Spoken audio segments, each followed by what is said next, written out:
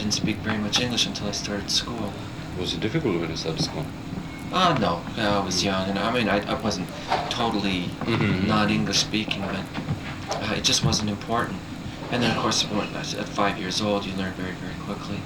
So, no, I managed to retain most of it. What's your surname then? Živojinović. Oh, which part of Yugoslavia are you from? My father's from Šabac, Oh yeah. and my mother's from Zrenjanin.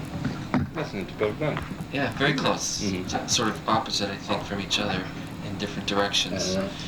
But You've been there? yeah, I was there in 1965 or 66. But the name that I use on stage is just an English translation, really. Sure. So it's quite simple, and it's a lot easier to spell and say. There's a tennis player now, Slobodan Živojinović. Big Bobo. Bobo. And it's funny because when I was young, I mean, I heard my name mispronounced every time. And watching him play tennis and hearing him get his name mispronounced was pretty funny. Well, you know about Karl Malden? Yeah, Stefanovic, I think. No, Mladenovic. That's right. Well, he made a film in Yugoslavia a few years ago. But do you know about him that in every film he has to put a Yugoslav surname? When he's calling somebody, he has to put one Does he? in Yeah? every movie. Yeah. That's his trademark. Karl Malden. He's very, how would you put it? He's very much, very proud of his background. And he's quite,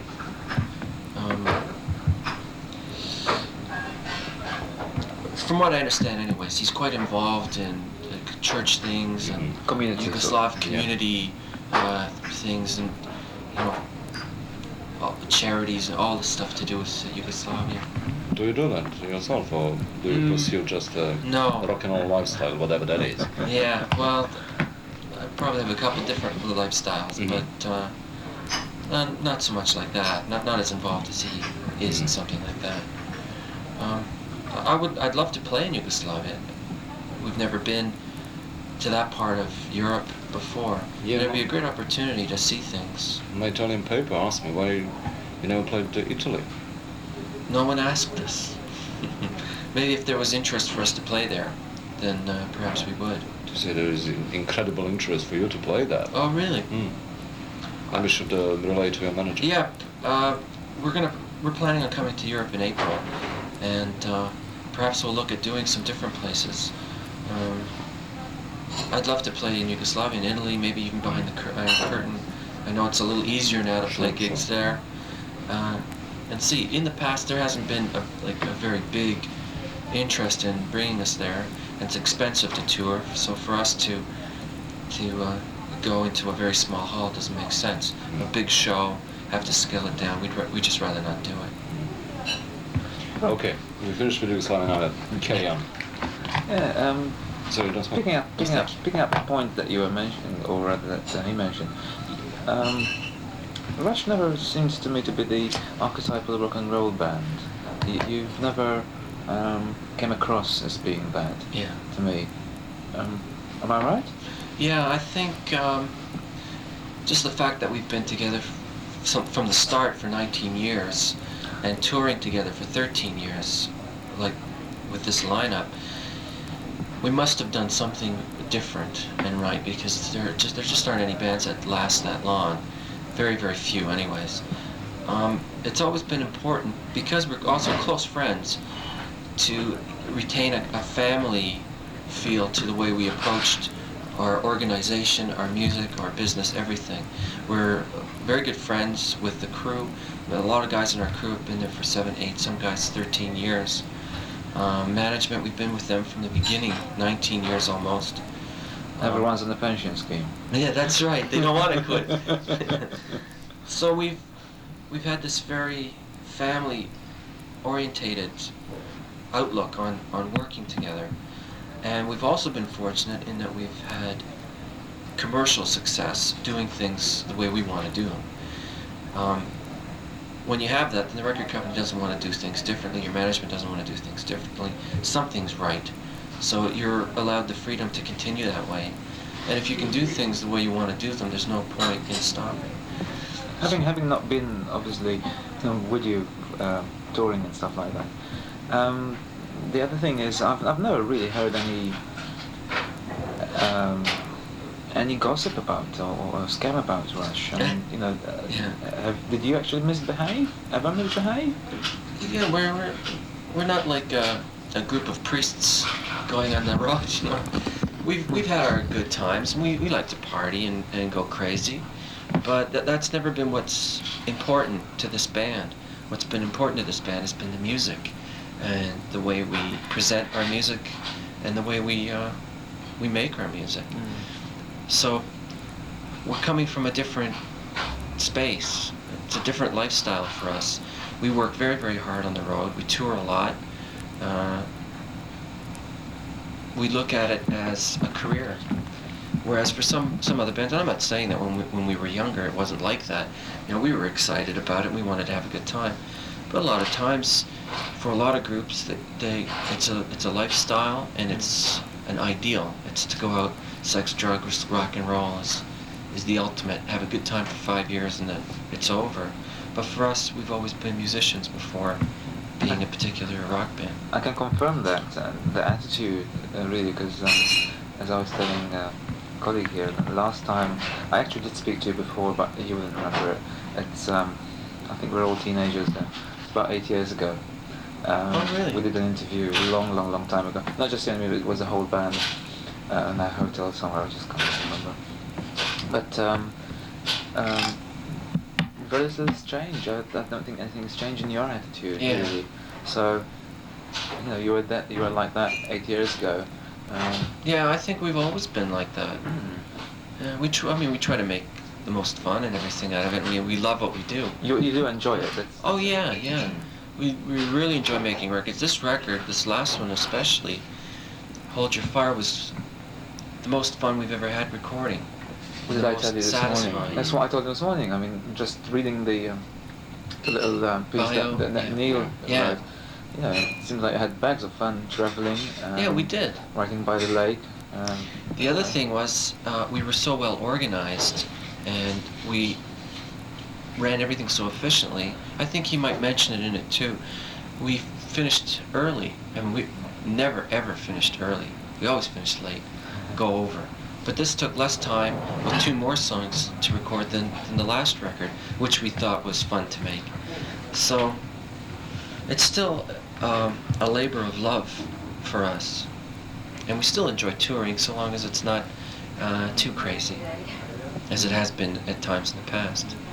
We prefer to work a little less than we used to and spend a little more time at home with our families. A large part of the work that you've done was in trying to break into the States primarily.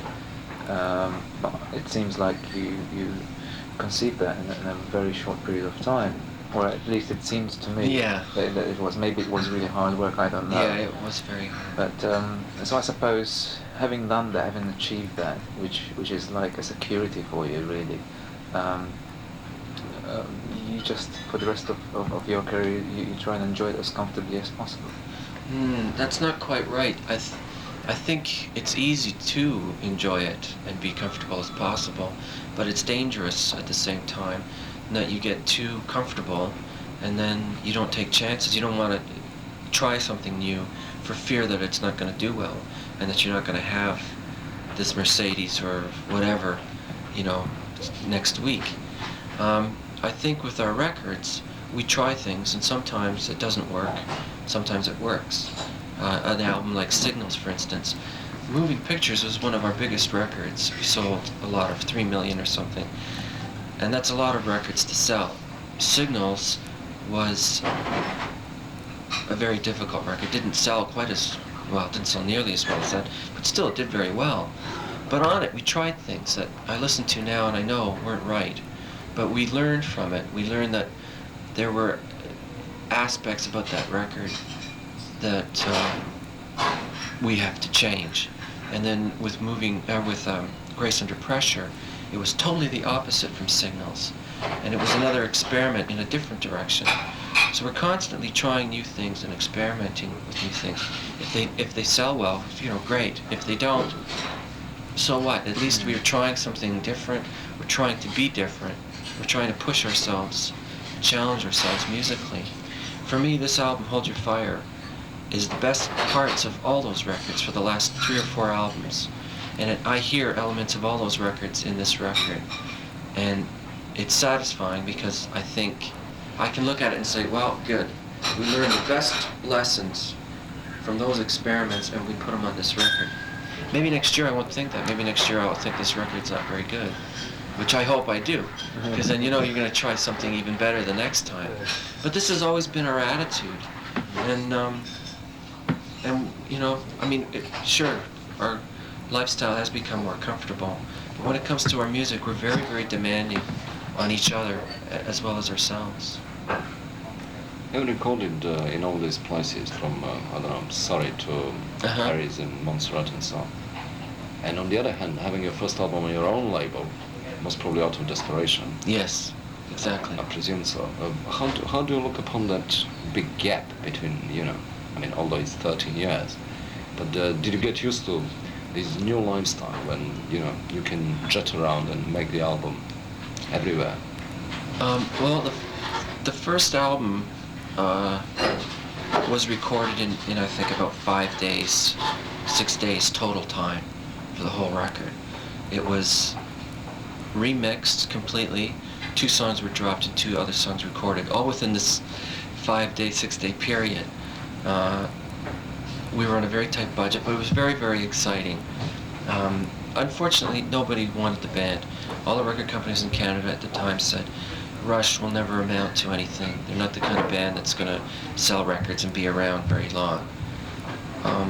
So if we wanted to release a record, the only way we could do it was to pay for the studio time ourselves, start our own record label, and sell it that way. Distribute it through a major distributor, but have it on our own label if no one else wanted us. And it started off okay, locally. Yeah, just right here, please. It started off well locally, but it wasn't really going to go anywhere. Great, thank you.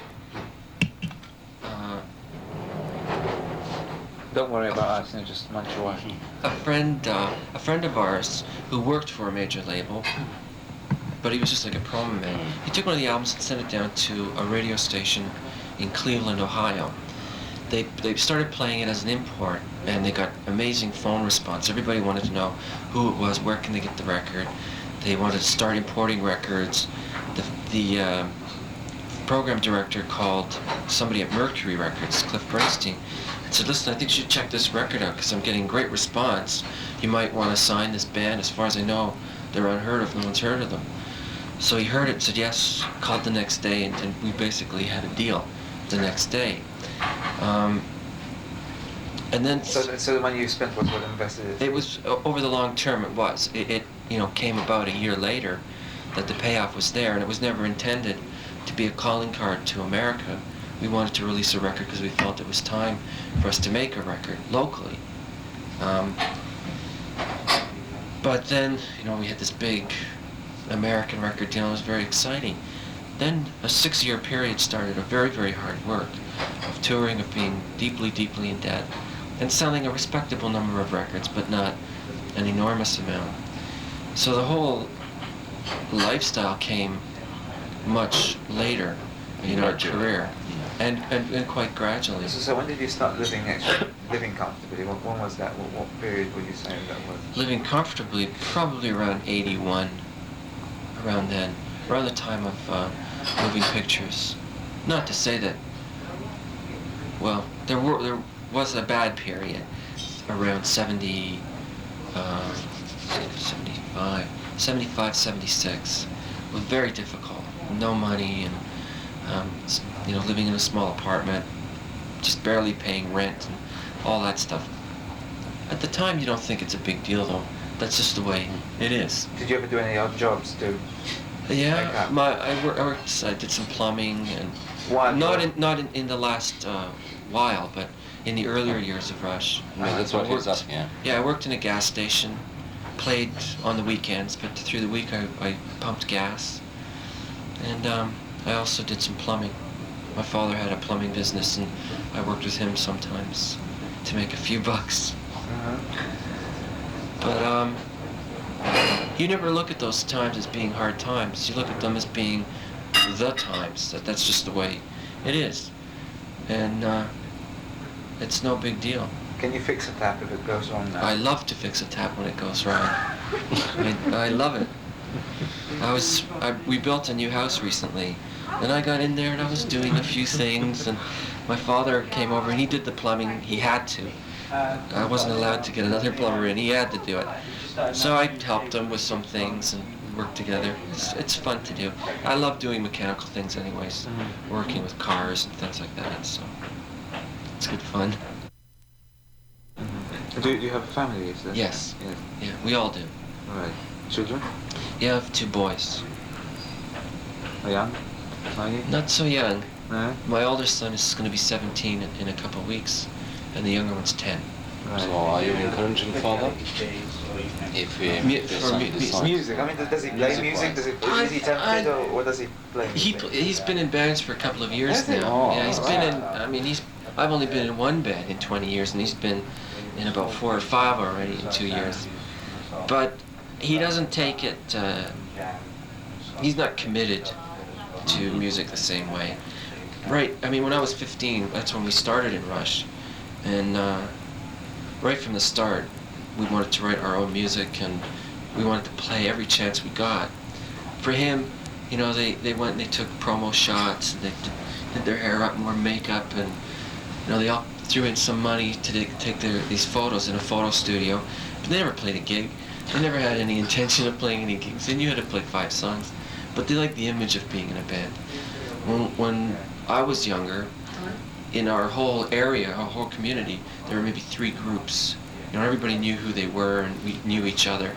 Now, they're in a school, you have maybe 10 or 15 bands for each school, and it's mostly kids who for Christmas they got a Casio keyboard or something like that, and you know, people have a little more money now. Instruments are a little cheaper. It's easier to get, and it's just the image of being in a group is more attractive to them rather than being in it for the music, or wanting to create music.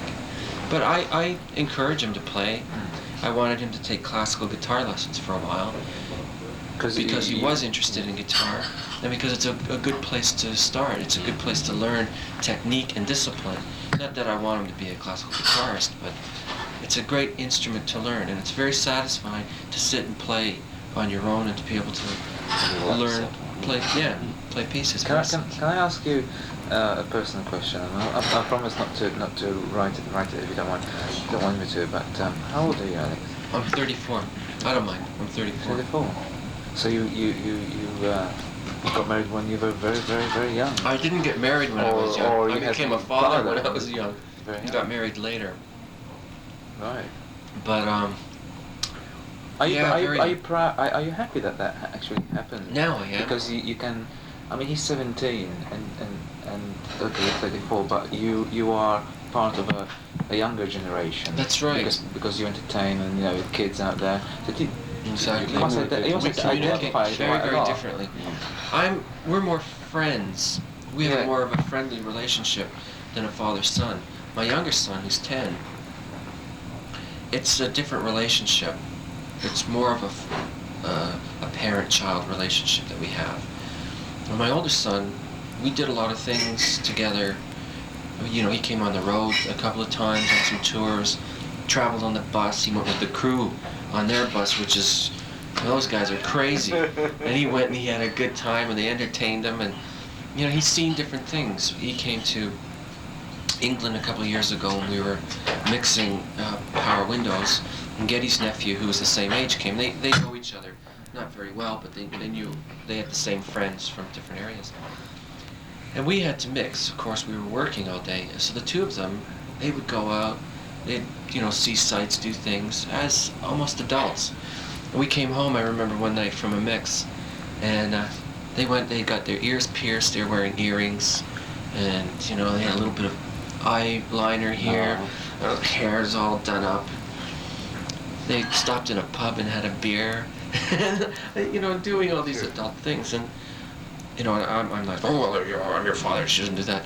You know, I sort of laughed and thought, yeah, well, I would do exactly the same thing, and I did worse things anyways. So it's, you know, although when you become a parent a little older, you realize that there are some important things in life, and you want to motivate your kids to do things, not to sit around and be bumps. You want them to use their brains. That's right. You don't have to be boring. Yeah, because you realize later, you go, I spent all those years doing nothing. Those great years when I was 17, 18 years old, when I was, you know, at my physical peak, or I was really thinking about so many different things. I could have really done a lot, and it's terrible to look back on your life and have those regrets. It indicates to me somehow that you had a very strict family background. Actually, I did. Not very but a very close family background. Yeah, close family background. Yeah. My father worked very hard. He worked 3 jobs, I remember, for years. He worked at as a stationary engineer, you know, in a factory where they have the boilers, and he also was doing the plumbing, and he also was driving taxi at night. We, you know, had to make ends meet, and money was tight. And my mother worked 2 jobs, and that's the way they were. They were immigrants from Yugoslavia. If they wanted to make a living, and coming to Canada or America in the 50s was very different than coming in the 70s or 80s. Then immigrants were looked down upon. If you didn't speak English, it was very hard. You had to work very hard at manual labor to make any kind of... That's the only thing they could get from the manual. Exactly. And I think this is why we work so hard. We were brought up to realize that if you want to get anywhere, you're going to have to work for it. How big a family do you come from? I have two sisters. 2 sisters. Actually, I have 2 sisters and 2 half-brothers as well. Right. Yeah, so my 2 older brothers didn't live with us. I didn't meet them until I was much older. But the 3 of us in the family and my 2 parents were all very close. And how old were you when you actually met Geddy and I was about 13 when I met Geddy. He was 13 or 14. Yeah, in school. And John, the original drummer, I knew from about 10 years old. And Neil, well, 13 years ago. So just actually about a week before my 21st birthday. I remember. Amazing. How does the writing works? I mean, judging by the bio, it's the other 2 who do the most of the stuff. Or Neil? Oh, no. Typically, a typical day of writing, we go for about 7 weeks. There's a studio that we use just outside of Toronto, about 1 hour. Get up about 10 o'clock in the morning, 10:30, have breakfast together, discuss what's happening in the newspaper and what we're going to do work-wise for the day. Neil stays. Now, this studio is in a farm. Neil continues writing at the house all day. He has an ashtray with cigarettes like this piled in it, and the floor is covered in paper. And we continue working like this till about 6 o'clock every day. Then we get together, we discuss the lyrics, we discuss the music. Sometimes he gives us lyrics to put music to. Other times we give him a cassette of the music that we were working on, and he writes to that. But that hour and a half before dinner, we all get together and work on the arrangement, make sure the lyrics fit correctly. Geddy's got to feel that he's singing the lyrics with conviction, like he wrote them, and also that mechanically it's easy to sing. And then we take a break, an hour and a half for dinner, and then in the evening from 9 till midnight, 1 o'clock, we play as a band the stuff. I think it's important before going into the studio to play the songs like you would if you were playing it live. Then it has continuity and flow. Otherwise it sounds just like pieces all put together. And that's a typical day, and that goes on for about 6 weeks or so, writing like that. We work 6 days a week, take 1 day off, go home, drive back out the next day, continue working. What about the lyrical side of it? The lyrical side of it, the contents. Do you ever question? That's what we discuss in that period. Oh yeah.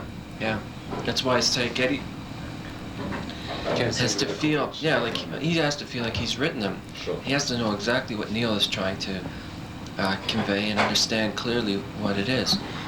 Neil's lyrics are not always very easy to understand. He may have 2 or 3 different meanings in his lyrics. And I think it gets better with each record, easier to understand, but Yeah, because you get to know each yeah. other better. So, yeah. But and his writing style changes. But it's a lot easier when he's sitting right next to you and you say, "What the hell does this mean?" You know, and he can explain it. Basically, we know from reading the lyrics what's going on and the intent of the lyrics. It's just a matter of maybe getting things a little more understandable, a little more refined in that period. It's the same with the music. Neil will have suggestions or criticisms about a particular music part that Geddy and I have written, and we'll work on that, changing it. It's all part of arranging. And then again, arrangement is taken one step further when we're all playing it together. And for the last week before we finish that writing period, Peter Collins, who's produced the last 2 records, comes over, and again we go to the next level of arranging and songwriting criticism. But we know now how Peter works, and we write with that in mind. And we've known all along, really, what we want to try to accomplish with our music. So it's really just a matter of fine-tuning Does at it that have to be that stage. disciplined? Or is it because you are? It's because we are, and it's because of so many years of doing it and trying to do it a better way each time. It's very expensive to waste time in a studio. It's also very much of a burden on your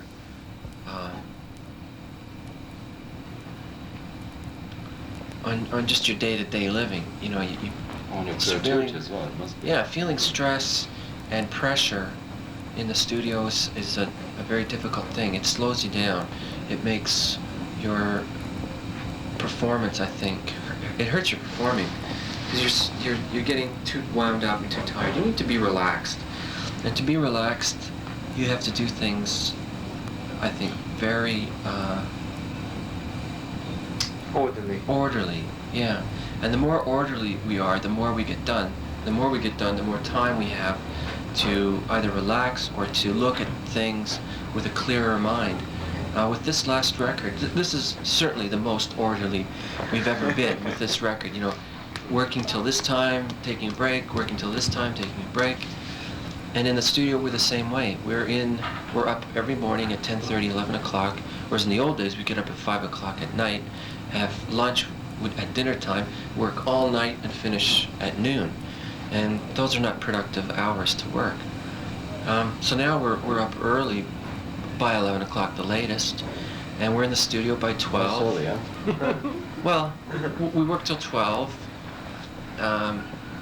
1 o'clock, midnight, and then you relax, you have a drink till 2 o'clock, talk, or whatever, and you're in bed by 2 or 3 o'clock. So it gives you a good 8 hours of sleep, and I think it's important to get that much. I know it's not that early, but when your hours go, you know, into 1 or 2 o'clock, and that's pretty good, I think. And take one day off, definitely a week, and every 3 weeks we take 1 week off, and we're happy, and we So make. how does this relate, this sort of orderly system, to when you actually go on the road, when all hell breaks loose, sort of thing? I mean, you know, they go into bed early and all that. Obviously, all that changes. Or does it? It changes to a degree, in that the outside influences are different.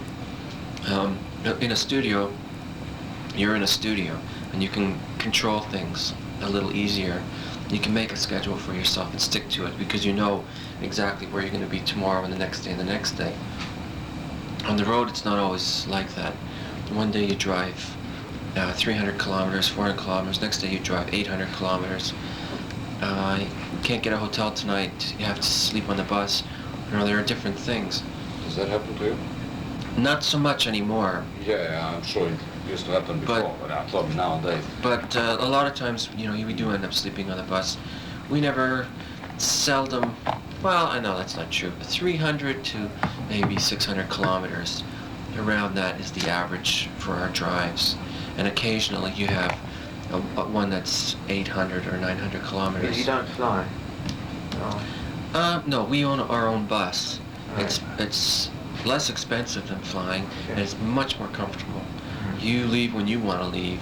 You get on the bus, you turn the TV on, pour yourself a beer, have a sandwich, watch a movie, put a tape on, listen to some music, read if you want, go to bed, sleep for a few hours if you like. It's too noisy in the front, you go in the back of the bus. Do you have a hostess? No, but that's a good idea. I'll ask my wife what she thinks.